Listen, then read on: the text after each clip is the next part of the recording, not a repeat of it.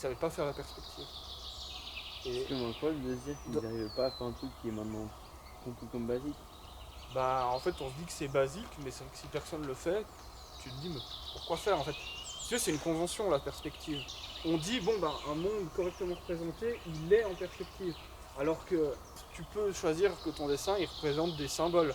Par exemple, tu veux dire que le roi est plus fort que les paysans, il est plus important. C'est Bah, le plus grand. tu le mets plus grand. Et du coup, tu fais fausse les perspectives, parce que le roi, au même endroit que les paysans, il est censé être la même taille, mais tu le mets plus grand. Et du coup, tu pars vers une autre façon de dessiner, tu vois. Tu dessines avec des symboles, tu transmets des informations à travers ta peinture.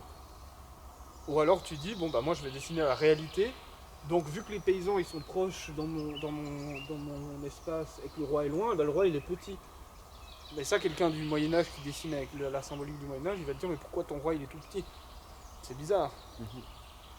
Donc c'est un peu des conventions. Que tes couleurs soient un tout petit peu plus réalistes, ce qu'il faut c'est que tu penses à mélanger toujours du blanc et du noir dans tes couleurs. Pas forcément toujours, mais la grosse majorité de ce que tu vois, en fait, a du gris à l'intérieur. Tous les bruns là que tu vois, ils ont du gris à l'intérieur. Tous les gris, ils ont du brun. Tous les verts, ils ont du brun. En fait, pratiquement toutes les couleurs sont des couleurs mélangées avec du brun et du gris. Alors encore plus là que c'est l'hiver. Et il y a des couleurs qui ne sont pas mélangées avec du brun et du gris. Et pour les faire ressortir, pour vraiment qu'on se dise waouh, cette feuille-là, ces feuilles-là, elles sont belles vertes, justement, il faut que le reste de la toile soit gris et brun. Et c'est le cas, par exemple, quand tu vois des fleurs, il y a du bleu des fois vraiment pur dans une fleur. Mais du bleu pur, c'est très rare qu'il y en ait. Et même le ciel, là, il n'est pas bleu pur. Et même si tu le prends là où il est le plus pur possible, il n'est pas pur comme dans ton tube. En plus, les tubes, en général, les tubes de peinture, ils mettent du bleu cyan. Et le bleu cyan, c'est encore plus rare d'en voir. On en voit peut-être un peu à la jonction là, mais il faut rajouter beaucoup de blanc dans ton bleu cyan pour qu'il corresponde au ciel. En gros, Quand tu mets du vert un peu dans le cyan et ça te fait du bleu. si tu veux faire du bleu qui ressemble au bleu français, tu as le bleu des rois. Ouais. Dans le cyan, tu dois rajouter du rouge. Ok.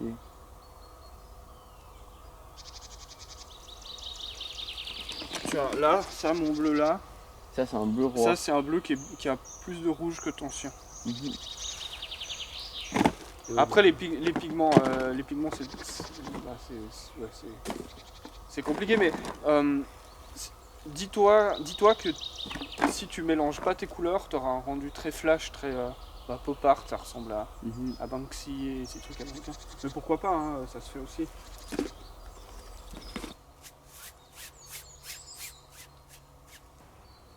Par contre, c'est le moment qui est un peu crucial, c'est le moment où tu passes de j'applique de la peinture à ah oui, c'est ça que ça veut dire, c'est ça que ça désigne. Faut que tu arrives à trouver ce moment où tu es en train d'appliquer de la peinture et tu te dis ah oui, c'est ça que ça veut dire. C'est ça mon tableau. Alors ça c'est très compliqué, je sais pas trop comment t'aider à trouver ça. Je fais des symboles, mais ouais, c'est quand même très difficile à dire, mais en fait je place des symboles et ces choses ont un rapport entre elles. Alors ça peut être soit des formes, soit des symboles déjà beaucoup plus marqués, comme un personnage qui porte quelque chose ou qui tombe, ou voilà, un symbole, et ensuite les uns par rapport aux autres, ces symboles ils vont faire ils vont raconter quelque chose, ils vont raconter une histoire.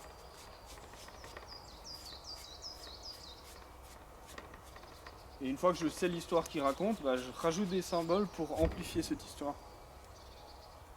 Ou alors je travaille ceux qui sont déjà en place pour qu'ils racontent vraiment cette histoire.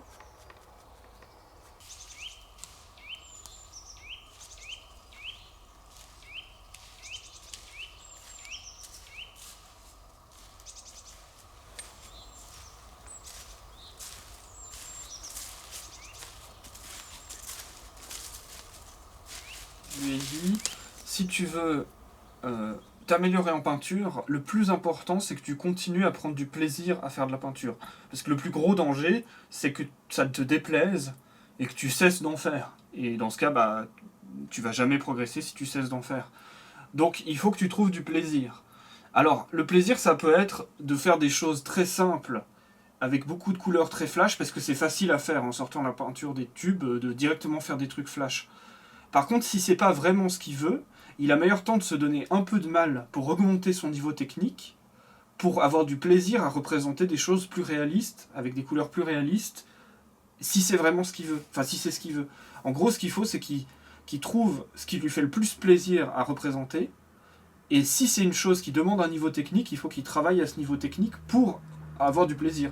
Parce qu'en fait, si tu veux pas représenter des choses abstraites, avec des grosses formes de couleurs, des gros pâtés de couleurs, si c'est pas ça que tu voulais, et que tu te forces à ça parce que t'as pas le niveau technique, en fait, tu vas très vite déprimer de faire de la peinture. Parce que tu vas te dire, bah, en fait, je suis bloqué là-dedans. Donc il faut qu'il monte techniquement.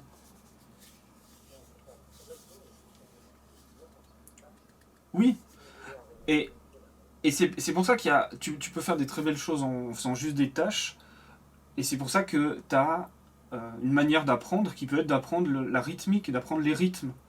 C'est pour ça que ça passe pas nécessairement par apprendre les perspectives et les volumes, et ni même les couleurs naturelles, comment elles se répartissent. Tu peux apprendre des rythmes, tu peux apprendre des... C'est ce que je disais avec les fleurs, si tu observes tous les jours des fleurs, tu vas apprendre des structures, des tailles et des contrastes de couleurs. Et si tu réutilises ces choses que tu auras captées dans les fleurs, tu peux réémettre la beauté que tu as vue dans les fleurs uniquement par des rythmes et des taches de couleurs. Et c'est pour ça que bah, tu peux faire de l'abstrait, il y a des choses abstraites qui sont vraiment magnifiques.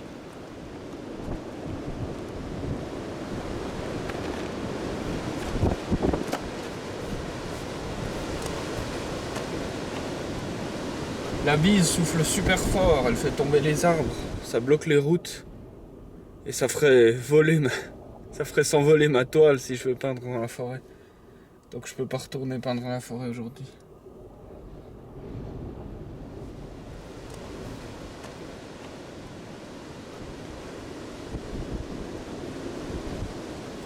C'est vrai qu'on dirait un paysage de 14-18, avec des tranchées, des cratères, des arbres explosés. Et je sais d'où ça me vient de faire des paysages comme ça. Ça me vient du fait que j'habite à côté d'une zone d'entraînement de l'artillerie. Et donc en fait j'en ai vu toute ma vie des paysages comme ça. Pas avec autant d'arbres brûlés, mais avec des arbres qui ont du mal à pousser, qui sont tout le temps systématiquement détruits, cassés, renversés, et une nature qui est laissée comme ça à l'abandon et bombardée tous les 3 jours. Donc ces paysages comme ça, je les connais un peu.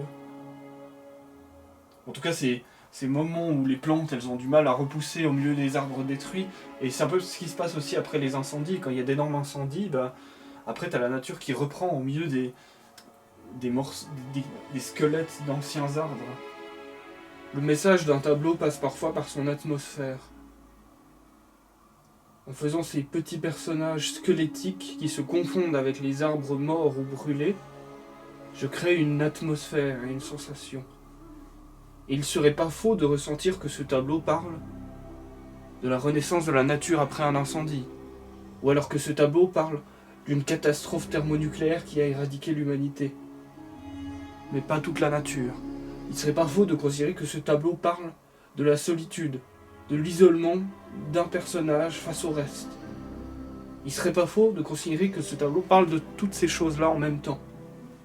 Car en fait, c'est une sensation et une atmosphère générée par cette séparation entre une multitude et un personnage qui ressemble à cette multitude mais qui semble être un peu différent.